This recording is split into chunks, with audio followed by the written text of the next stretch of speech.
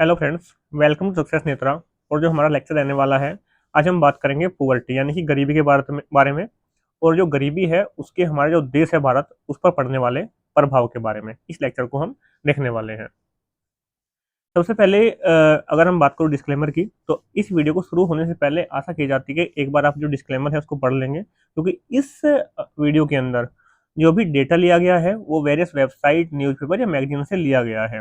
हो सकता है वो जो गवर्नमेंट के ऑफिशियल रिकॉर्ड हो उनसे कुछ वेरी करे। इन केस में अगर आपको कोई मिस्टेक या फिर आपको टाइपिंग एरर कुछ मिलती है तो उसके रिगार्डिंग आप हमें मेल कर सकते हैं, उनको करेक्ट करने की कोशिश करेंगे।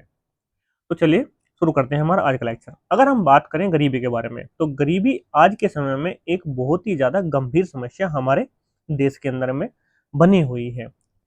वैसे तो हम वर्ल्ड की, दुनिया की जो टॉप अर्थव्यवस्था है, जो सबसे बड़ी अर्थव्यवस्था है, उसके अंदर में भारत एक अर्थव्यवस्था की कैटेगरी में आता है। लेकिन उसके साथ साथ भी हमारे देश के अंदर में करोड़ों लोग आज भी दो वक्त की रोटी के लिए संघर्ष कर रहे हैं। हमारी अर्थव्यवस्था अगर हम बात करें नॉमिनल टर्म में, पैसों की टर्म में, वैसे तो हम बढ़ रही है कि हमने इतने बिलियन की कर ली, इतने ट्रिलियन की कर ली, इतने ट्रिलियन की, ऐसा तो हमारा बढ़ता रहता है। लेकिन वो आंकड़ों में तो बढ़ रहा है, लेकिन अगर हम ग्राउंड पे बात करते हैं तो आज भी हमारे देश के अंदर में करोड़ों लोग को समय से भोजन नहीं मिल पाता है। और अगर हम नीति आयोग की बात करें, नीति आयोग ने जो 2023 के अंदर में आंकड़े दिए थे, उसके अंदर में आज भी भारत की लगभग 50% जो आबादी है वो गरीबी के अंदर में जीवन बिता रही है। अगर हम बात करें कि भारत के अंदर में जो गरीबी है उसके कारण क्या क्या है, सबसे पहले आपका कारण आता है अनएम्प्लॉयमेंट या फिर आपका अंडर एम्प्लॉयमेंट। अनएम्प्लॉयमेंट तो आप जानते ही हैं कि आपकी बेरोजगारी, कि आज के समय में हमारे पास तो जनसंख्या है वो तो आपकी बढ़ती जा रही है, लेकिन हमारे यहाँ पे जो आपका रोजगार है, रोजगार के उतने ज्यादा अवसर हमारे पास में नहीं है। रोजगार के अवसर ना होने के कारण क्या है कि हमारे पास में जो आपका मैन्युफैक्चरिंग है वो उतनी अच्छा नहीं है। इंडिया के अंदर में जो मैक्सिमम रोजगार है वो आपका सर्विस सेक्टर के अंदर में देखने को मिलेंगे। और सर्विस सेक्टर के अंदर में जब रोजगार की बात आती है तो हमारे पास में एक जो आपका है लिमिटेड नंबर ऑफ रोजगार ही हम यहाँ पे प्रोवाइड कर सकते हैं। अब एक तो ये आ गया। और जब हम बात करते हैं सर्विस सेक्टर के अंदर में ही हमारे पास रोजगार है, लेकिन वहां पे हमारी बात आ जाती है अंडर एम्प्लॉयमेंट की, क्योंकि हमारे पास में अंडर एम्प्लॉयमेंट का मतलब क्या है कि लोगों को रोजगार तो मिल रहा है, लेकिन जितना उसके लिए उनको वेतन मिलना चाहिए उतना उनको हम नहीं दे पा रहे हैं। यानी कि उनको जो है हम वेतन, आपको कम वेतन पे काम वो कर रहे हैं। या फिर अगर हम ग्रामीण क्षेत्रों में बात करें कि जैसे आपकी ये एक 5 एकड़ की जमीन है, तो 5 एकड़ की जमीन में आपके पास में एक लोग इसको आराम से यहाँ पे खेती कर सकता है। लेकिन पांच जमीन तो 5 एकड़ ही है, लेकिन हमारे पास में यहाँ के लोग क्या है, लोग हमारे पास में 5 है। तो जो काम एक आदमी कर सकता है वो हमारा 5 आदमी कर रहे हैं। तो हमारे यहाँ पे आपको अंडर एम्प्लॉयमेंट भी आपको देखने को मिलेगा। यानी कि इन 5 को रोजगार तो मिला हुआ है, लेकिन जो इनकी कैपेसिटी है उसके अकॉर्डिंग ये अपना आउटपुट या फिर अपनी अर्निंग वहां पे नहीं कर पा रहे हैं। तो ये आपको अर्ध रोजगार या फिर आपका अंडर एम्प्लॉयमेंट आपको देखने को मिलेगा। एक हमारी जो है आपकी जो ग्रोथ है, पॉपुलेशन ग्रोथ हमारी लगातार बढ़ती जा रही है। अब जो पॉपुलेशन ग्रोथ है इसके भी आपको दो चीजें देखने को मिलती हैं। मेरा एक लेक्चर था पॉपुलेशन एज ए थ्रेट या फिर एक अपॉर्चुनिटी, यानी पॉपुलेशन को आप एज ए थ्रेट देखते हैं या फिर आप पॉपुलेशन को आप एज ए अपॉर्चुनिटी देखते हैं। तो हमारे यहाँ पे क्या है कि जो पॉपुलेशन है, पॉपुलेशन को आप यहाँ पे एक अपॉर्चुनिटी ना देख के एक थ्रेट के रूप में हम कंसिडर करते हैं, क्योंकि हमारे पास में जो रिसोर्सेज हैं वो आपकी लिमिटेड रिसोर्सेज हैं। और वे आपके पॉपुलेशन ग्रोथ की वजह से, जैसे जैसे आपकी जनसंख्या बढ़ रही है तो हमारे जो संसाधन है, जो रिसोर्सेज हैं, उन पे आपका दबाव भी बढ़ता जा रहा है। और जैसे जैसे हमारा दबाव बढ़ रहा है वैसे वैसे वो बहुत तेजी से हम उनको रिस्ट्रेन कर रहे हैं, बहुत तेजी से हम उनको खत्म किए जा रहे हैं। और अगर हम बात करते हैं पॉपुलेशन को एज ए अपॉर्चुनिटी के बारे में, तो अगर हमारे पास में सबसे बड़ी समस्या है कि हमारे पास में पॉपुलेशन तो है, लेकिन उनके अंदर में मैक्सिमम पॉपुलेशन के अंदर में जो स्किल मिसमैच आपको देखने को मिलेगा। अगर हमारे पास में पॉपुलेशन है वो एजुकेटेड हो, वेल एजुकेटेड हो, उनके पास में स्किल्स हो अच्छी, तो डेफिनेटली वो कोई ना कोई स्टार्टअप करके वो अपनी चीजें कर सकते हैं। और हमारी देश की जो इकोनॉमी है उसमें कंट्रीब्यूट करने के साथ-साथ अपने भी जीवन स्तर को उठा सकते हैं। लेकिन हमारे यहाँ पे क्या है जी, पॉपुलेशन तो हमारी बहुत ज़्यादा बढ़ती जा रही है। पॉपुलेशन तो आपकी चाइना के पास में भी है, लेकिन पॉपुलेशन को उन्होंने एज़ ए थ्रेट ना देख के उन्होंने एज़ ए अपॉर्च्युनिटी लिया। और वहाँ पे आपका जो स्किल है वो हर एक इंसान के अंदर में उन्होंने बहुत अच्छे तरीके से डेवलप किया है कि आप देख रहे हैं कि आपको एक समय ऐसा आ गया था, अभी तो चीज़ें कम हो गई हैं कि आपको हर एक प्रोडक्ट पे आपको मेड इन चाइना लिखा दिखाई दे रहा था। हालाँकि अभी मेड इन इंडिया आने लग गया, हम उस फेज में बढ़ रहे हैं, लेकिन अभी उस लेवल पे हम नहीं पहुँच पाए हैं। तो हमारे यहाँ पे पॉपुलेशन ग्रोथ है, वो भी एक मेन रीज़न है गरीबी का। जैसे मैंने आपको बताया कि हमारे पास में एजुकेशन है, एजुकेशन उस लेवल की नहीं है जिस लेवल की हमारे पास में होनी चाहिए। आपका जो स्किल है वो भी मिसमैच आपको देखने को मिलता है। अगर हम मोस्टली इंडिया के अंदर में बात करें तो आज तक के समय में जो ट्रेंड है कि आपको कोई भी आपको एक जॉब ले लेनी है और जो जॉब लेके आपका जीवन आराम से चलता रहेगा। तो जो एजुकेशन है वो उसी के अनुसार जो बच्चे हैं वो अपनी पढ़ाई कर रहे हैं।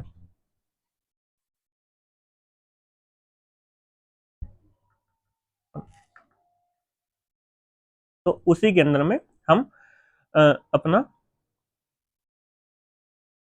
अ, काम कर रहे हैं कि जिससे हमारा काम चल जाए। आपका जो आप एक एजुकेशन का पैटर्न आपको देखने को मिलेगा। अगर हम बात करते हैं फर्स्ट टू आपका 12th तक के बारे में, तो आपको सेम आपको सब लोग फिजिक्स पढ़ रहे हैं, सब लोग साइंस पढ़ रहे हैं, सब लोग मैथ पढ़ रहे हैं, तो वही सब चीज़ें पढ़ते जा रहे हैं। वो अपनी स्किल्स पे उतना अच्छा वो फोकस नहीं कर रहे हैं और उसी के कारण से आपका एक समय में क्या आता है कि मैक्सिमम लोगों के पास में जो आपका एजुकेशन है वो तो सेम होती है और उस सेक्टर के अंदर में जो आपकी जॉब है वो आपकी कम होती जा रही है। क्योंकि आपके पास में लोग ज़्यादा आ गए हैं वहाँ पे, लेकिन जॉब आपकी लिमिटेड है, तो उस कारण से आपका स्किल मिसमैच के कारण भी हमारे यहाँ पे जो रोजगार है उसकी कमी आपको देखने को मिलती है।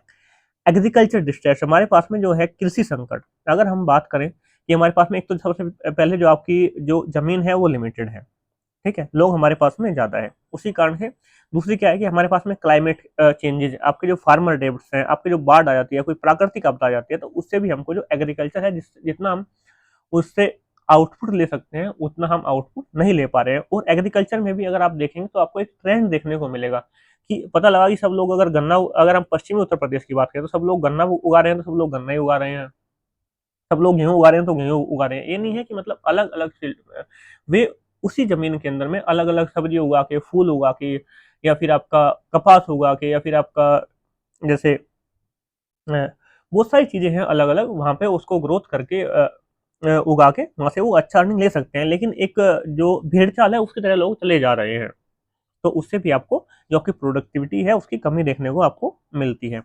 आपका जो सोशल डिस्क्रिमिनेशन है, आपका रिलीजन के बेस में हम अगर हम बात करें, कास्ट की बात करें, हम जेंडर की बात करें, यहाँ पे भी हमको डिस्क्रिमिनेशन देखने को मिलता है। और सबसे बड़ी बात, जो आपका गवर्नमेंट वेलफेयर स्कीम चलाती है जो पुअर पीपल है उनको आगे बढ़ाने के लिए, तो वो कहीं ना कहीं करप्शन की वजह से आपका उनके अंदर में लीकेज देखने को मिलता है। वो उस लेवल तक आपकी उस जिस लेवल तक आपकी एक आम आदमी तक पहुंचनी चाहिए। अगर आपको 100 रुपये गवर्नमेंट खर्च करती है तो होना चाहिए कि आपका 100 रुपये एक जिस आदमी के लिए खर्च किया उससे पहुंच जाए, लेकिन उतना वहाँ पे नहीं पहुंच पाता है। इसका बहुत ज़्यादा कम परसेंटेज वहाँ पे आपका पहुंच पाता है। अगर हम बात करते हैं टाइप्स ऑफ पुअर्टी के बारे में, भारत में गरीबी के बारे में, एक तो आपकी आती है एब्सोल्यूट पुअर्टी, यानी कि आपकी बिल्कुल सापेक्ष गरीबी, कंप्लीट पुअर्टी। उसके अंदर में जो लोगों की जो बेसिक नीड है, यानी कि फूड और शेल्टर, उनके रहने के लिए घर चाहिए और खाने के लिए उनको फूड चाहिए,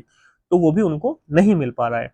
देन आपका रिलेटिव पुअर्टी, अगर हम रिलेटिव पुअर्टी की बात करते हैं तो जो सोशल स्टैंडर्ड है, उनको जो पब्लिक है अपनी जो डेली की जरूरतें हैं उनको तो पूरा कर पा रही है, लेकिन उसको वो मीटअप नहीं कर पाते हैं। तो उसके अंदर में एक आपको क्योंकि कुछ लोग हैं उनके पास में इतना ज़्यादा पैसा है कि मतलब ही नहीं है, और कुछ लोग हैं जिनके पास में पैसा है ही नहीं, तो उसके में क्या है कि आपको इकोनॉमिक डिस्पैरिटी आपको देखने को मिलते हैं, यानी कि जो आपके अमीर है वो और ज़्यादा अमीर होते जा रहे हैं, जो गरीब है वो और ज़्यादा गरीब होते जा रहे हैं। और ये जो आपका रिलेटिव पॉवर्टी की बात करें तो इसका जो सबसे ज़्यादा इम्पैक्ट पड़ता है आपको जो मिडिल क्लास पीपल है उसके अंदर में पड़ता है। अगर आप अर्बन पॉवर्टी की बात करें, कि अगर हम बात करते हैं शहरी गरीबी की, तो वहाँ पे आपको झुग्गी झोपड़ी देखने को मिलेगी। आपका जो हाई कॉस्ट ऑफ लिविंग है उसका ये कारण है कि अगर आपको कॉस्ट ऑफ लिविंग शहरों की बात करें तो वो वहाँ पे बहुत ज़्यादा हाई है, तो उसको एक middle class family easily afford नहीं कर पाती है। तो उससे जो एक छोटी छोटी बस्तियां हैं वो बस गई है, झुग्गी झोपड़ी बन गई है। वहाँ पे आपको गंदगी देखने को मिलेगी, तो वो सब चीज़ें यहाँ पे आपको देखने को मिलते हैं। अगर हम बात करते हैं रूरल पुअर्टी की, अगर हम ग्रामीण गरीबी की बात करते हैं, तो लोगों के पास में ज़मीन की कमी है, वहाँ पे इंफ्रास्ट्रक्चर पुअर है, वहाँ पे आपके जो जॉब है उसकी कमी है, क्योंकि जितनी भी कंपनी है, जितनी भी मैन्युफैक्चरिंग यूनिट लगती है, जितनी भी सर्विसेज हैं, सब आपको एक शहरी इलाके में, अर्बन एरिया में आपको देखने को मिलेगी। लेकिन गाँव के अंदर में उतनी ज़्यादा रोजगार के आपको अवसर देखने को नहीं मिलेंगे। सब लोग एक ही फील्ड में, एक ही क्षेत्र के अंदर में लगे हुए हैं, चाहे वो अपना खेती कर रहे हैं या फिर कोई छोटी-मोटी अपनी दुकान वगैरह वो कर रहे हैं। तो आपकी ये रीजन है। अगर हम बात करते हैं गरीबी का, भारत की जो एजुकेशन है उस पे क्या प्रभाव पड़ता है और जो एम्प्लॉयमेंट है, रोजगार पे क्या प्रभाव पड़ता है। जो आपका गरीब बच्चे हैं वो वो अर्ली स्टेज में ही आपका जो स्कूल है उसको ड्रॉप आउट कर देते हैं, उनकी अपनी पढ़ाई है वो पूरी नहीं कर पाते हैं। उसका कारण है कि आपका फाइनेंशियल स्ट्रेस। अगर हम बात करें गवर्नमेंट के जो स्कूल हैं, गवर्नमेंट के कॉलेज है, गवर्नमेंट बहुत ज़्यादा पैसा खर्च कर रही है, लेकिन उनका जो स्टैंडर्ड है वो नहीं मीट अप कर पा रहा है आज आजकल के समय में।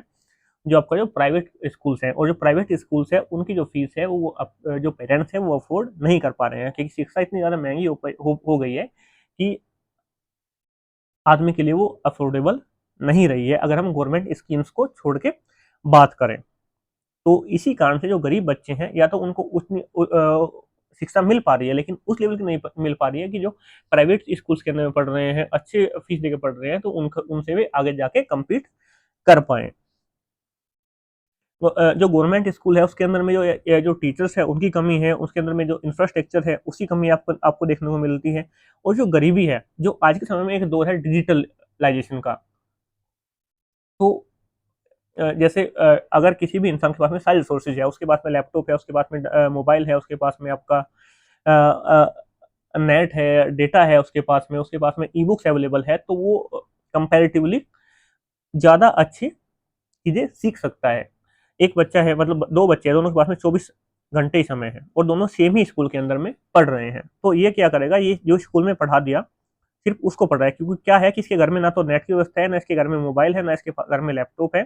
तो जो ये ऑनलाइन पढ़ाई कर सकता है, अगर इसको कोई डाउट हो आ गया, तो ये क्या करेगा कि नेक्स्ट डे स्कूल में ही जाके इसको क्लियर करना पड़ेगा। लेकिन एक दूसरा बच्चा है जिसके पास में घर में नेट भी है, मोबाइल भी है, लैपटॉप भी है, अगर इसको कोई डाउट आता है किसी भी चीज़ में, तो ये क्या करेगा कि तुरंत उसका सॉल्यूशन ये नेट या मोबाइल या फिर आपका किसी और माध्यम से वो उसको निकाल लेगा। जो यानी कि जो एक डिजिटल लर्निंग है, वो भी आपका उसमें जो गरीबी है उसमें भी एक बाधा आपकी बनती है। तो जैसे-जैसे आपकी एजुकेशन है उसका स्तर गिरेगा, ऐसे-ऐसे हमारे पास में जो लोगों की जो स्किल्स है वो भी आपकी कम होगी, और हमारी जो पुअर्टी साइकिल है वो आपकी ऐसे ही चलती रहेगी। नेक्स्ट हम बात करते हैं, अगर जो गरीबी है उसका इम्पैक्ट क्या पड़ेगा हेल्थ पे और न्यूट्रिशन पे। सबसे पहले आपकी भुखमरी या फिर कुपोषण की समस्या आपको बच्चों के अंदर में देखने को मिलेगी। आपको उनके लिए जो बेसिक नीड होती है, साफ पानी, टॉयलेट या फिर इलाज की व्यवस्था आपको नहीं मिलेगी। जो आपके हेल्थ केयर है उसके अंदर में आपको जो इन्फेंट एंड जो मैटरनल मोर्टिलिटी रेट है, यानी कि जो आपका जो मातृत्व मृत्यु दर है, और जो आपका जो आपकी शिशु मृत्यु दर है वो आपको अधिक देखने को मिलेगी। और हेल्थ की जो कॉस्ट है वो आज के समय में इतनी ज़्यादा बढ़ गई है कि अगर कोई एक मिडिल क्लास या फिर आपका लोअर मिडिल क्लास फैमिली की अगर हम बात करें, या फिर आप अवर मिडिल क्लास की बात कर दिए, अगर किसी घर में एक इंसान को कोई बीमारी हो जाती है, तो मोस्टली अगर उसके पास में कोई हेल्थ केयर स्कीम उसने नहीं लिया है, हेल्थ प्लान ऑप्ट नहीं किया है, देन डेफिनेटली उसको वहाँ पे वो उसकी परिवार को डर रहता है कि वो कर्जे में ना चला जाए। कि आप अगर छोटी से छोटी बीमारी, अगर आप एक बार हॉस्पिटल आप चले जाइए, तो मिनिमम 10 से 15,000 रुपए आपके मिनिमम लग ही जाने हैं। और अगर कोई बड़ी बीमारी है तो देन फिर तो बात ही आपकी अलग है। और जो आपकी हेल्थ केयर प्लान्स हैं, जो आपके हेल्थ इंश्योरेंस है, उसको जो पुअर फैमिली है वो आपको अफोर्ड भी नहीं कर पा रही है। नेक्स्ट हम बात करें कि जो गरीबी है उसका इकोनॉमिक और सोशल इम्पैक्ट क्या पड़ता है। अगर हम इकोनॉमिक और सोशल इम्पैक्ट की बात करें, जब लोगों के पास में पैसा कम पैसा कम होगा तो कम खर्च करेंगे तो आपका जो है डिमांड वो कम होगी। जब लोग कम खर्च पसंद करेंगे तो उनकी डिमांड कम होगी, और डिमांड कम होगी तो हमारे यहाँ पे जो मैन्युफैक्चरिंग है उसको बूस्ट नहीं मिलेगा, तो हमारी जो इकोनॉमिक ग्रोथ है वो भी आपकी कम हो जाएगी। लोगों के पास में रोजगार नहीं है, पैसा नहीं है, तो ये सब चीजें आपकी इनइक्वालिटी और जो क्राइम रेट्स है उनको आपका बढ़ावा देती है। जैसे आपके चोरी के मामले हो गए आपके, या फिर आपके फिरौती के मामले हो गए, ये सब चीजें आपको देखने को मिलेगी। जो आपका इनोवेशन है, एंटरप्रेन्योरशिप्स है, उसके अंदर में एक बैरियर क्रिएट करते हैं। और आपका जो अगर हम गरीबी की बात करें तो गरीबी के अंदर में जो महिलाएं हैं उनको यहाँ पे डबल डिस्क्रिमिनेशन देखने को मिलता है। एक तो महिलाओं के साथ में आपका डिस्क्रिमिनेशन वैसे ही होता है हमारी सोसाइटी के अंदर में, और दूसरी चीज है कि अगर हम बात करते हैं जब गरीबी की बात आ जाती है तो वहाँ पे प्रेफरेंस दी जाती है बच्चे को, यानी कि एक फैमिली है उसका मतलब उसके पास में सिर्फ इतना ही पैसा है कि एक महिला है और आपका एक लड़का है, मतलब एक लड़की है और एक लड़का है, तो इसमें से एक की ही अगर ये एजुकेशन ये आपका अफोर्ड कर पाता है तो ये कोशिश करेगा कि अपना जो लड़का है इसको ये पढ़ाए। तो आपकी जो महिला है उसको यहाँ पे डबल डिस्क्रिमिनेशन देखने को यहाँ पे मिलता है। अगर हम बात करते हैं कि गरीबी से गरीबी को खत्म करने के लिए जो गवर्नमेंट ऑफ इंडिया है उसकी कौन कौन सी स्कीम अभी चल रही है, सबसे पहले आपकी जो मनरेगा है वो चल रही है। ये आपका जो ग्रामीण रोजगार है, 100 दिनों का ग्रामीण रोजगार है उसकी गारंटी आपको देती है। पीएम गरीब कल्याण योजना, इसके अंदर में फ्री फूड डिस्ट्रीब्यूशन है। आपका प्रधानमंत्री आवास योजना, ये आपको अफोर्डेबल हाउसिंग आपको प्रोवाइड करती है। Ayushman Bharat, free health care 5 lakh रुपए तक का। और स्किल इंडिया मिशन, जो आपका स्किल मिसमैच है आज के समय में उसको मीटअप करने के लिए वोकेशनल ट्रेनिंग और आपका जो स्किल इंडिया मिशन है उसके अनुसार लोगों को आपको स्किल्ड किया जा रहा है। नेक्स्ट अगर हम बात करते हैं कि आपका टेक्नोलॉजी का क्या रोल हो सकता है और आपका जो एनजीओज हैं, नॉन गवर्नमेंट ऑर्गेनाइजेशन, उनका क्या रोल हो सकता है गरीबी से हमें छुटकारा दिलाने के अंदर में। कि जब से पहले जो आपकी जो गवर्नमेंट की स्कीम्स हैं उनका आपका जो डिलीवरी जो वेलफेयर स्कीम्स हैं उनको आपकी डिलीवरी आपका डायरेक्ट आपका जो जिसको पहुंचनी चाहिए उसके अकाउंट में अगर हम डायरेक्ट कर दें तो आपका जो आपका मीडिएटर्स होते हैं, जो बिचौलिए होते हैं, तो उनका यहाँ से कमीशन कट जाएगा। तो उससे क्या होगा कि अगर गवर्नमेंट ऑफ इंडिया 100 रुपये खर्च कर रही है तो डायरेक्ट जो 100 रुपये है वो आपका यहाँ पे जिसको बेनिफिट देना है उसके अकाउंट में ही चला जाएगा। इसको बोलते हैं डीबीटी, यानी कि डायरेक्ट बेनिफिट ट्रांसफर। यानी कि ऐसा ना हो कि कोई स्कीम चलाए, जैसे आपका फूड का चला दिया कि आप government of India free food distribution कर रही है, तो कुछ लोग वहाँ पे लेने आएंगे, कुछ लोग नहीं आएंगे। 100 किलो अनाज आया तो वो एक इंसान को मिलना है 10 किलो तो मिलेगा 5 किलो 6 किलो, ये सब चीज़ें आपको देखने को मिलेगी। अगर वहाँ पे 100 किलो अनाज आया है, एक इंसान को 10 किलो अनाज मिलता है और 10 किलो अनाज की कीमत अगर हम बात करें 200 रुपये, तो आप इस 200 रुपये को डायरेक्ट अगर हम उस इंसान के अकाउंट में ट्रांसफर कर देते हैं तो देन इससे हमारी जो गवर्नमेंट की वेलफेयर स्कीम्स है वो मतलब ज़्यादा बेटर वे में इम्प्लीमेंट हो पाएगी। लेकिन यहाँ पे भी अगर हम देखते हैं तो यहाँ पे भी फेक डॉक्यूमेंट्स वगैरह लगा के बहुत सारे लोग अभी आपका इसका भी मिसयूज कर रहे हैं। नेक्स्ट हम बात करें कि कुछ एनजीओ हैं, जैसे प्रथम हो गया आपका, अक्षय पात्र हो गया आपका, गूंज हो गया, ये आपका एजुकेशन के, न्यूट्रिशन के और डिजास्टर रिलीफ के क्षेत्र में ये काम कर रहे हैं। और जो करप्शन है उसको हमको रिड्यूस करने की रिक्वायरमेंट है, जो ट्रांसपेरेंसी है उसको हमको इंक्रीज करने की रिक्वायरमेंट है। अगर हम बात करते हैं कंक्लूजन अगर हम बात करते हैं कंक्लूजन की एंड वे फॉरवर्ड, यानी कि आगे की राह क्या है। सबसे पहले हमको समझना होगा कि जो गरीबी है, गरीबी गरीबी ही मेन कारण है कि जो आज के समय में जो इनइक्वलिटी है, जो असमानताएं हैं, वो आपकी बढ़ती जा रही है। जब तक हम इस चीज को नहीं समझेंगे तब तक हम इस क्षेत्र में ज्यादा बेटर नहीं कर पाएंगे। हमको फोकस करने की रिक्वायरमेंट है आपकी एजुकेशन में। आपके जो गवर्नमेंट के जो टीचर्स हैं, टीचर अगर कहीं पे कम है तो देन हमको उनकी वैकेंसीज वहाँ पे निकालनी चाहिए, रिक्रूटमेंट वहाँ पे आपकी करनी चाहिए। आपका बेटर इंफ्रास्ट्रक्चर आपका स्कूल का अंदर होना चाहिए। अगर हम हेल्थ केयर कहें तो गवर्नमेंट के अच्छे हॉस्पिटल होने चाहिए, उनके अंदर में जितने भी आपकी मशीन्स वगैरह होनी चाहिए तो देन होनी चाहिए। अभी मैं लेटेस्ट देख रहा था, कोई न्यूज़ थी किसी हॉस्पिटल की, उसके अंदर में अगर किसी को सीटी स्कैन कराना है तो उसको 1 से 1.5 साल बाद की डेट मिल रही है। तो अगर गवर्नमेंट हॉस्पिटल के अंदर में आज मुझे रिक्वायरमेंट है सिटी स्कैन की, जो मेरा फ्री में हो जाएगा, तो उसके लिए मैं एक कोई भी आदमी, कोई मरीज है, वो 1.5 साल कैसे वेट करेगा? मतलब 1.5 साल बाद उसका सिटी स्कैन नहीं होगा, उसका इलाज कब होगा तो आप भूल ही जाइए। समझ रहे हैं आप?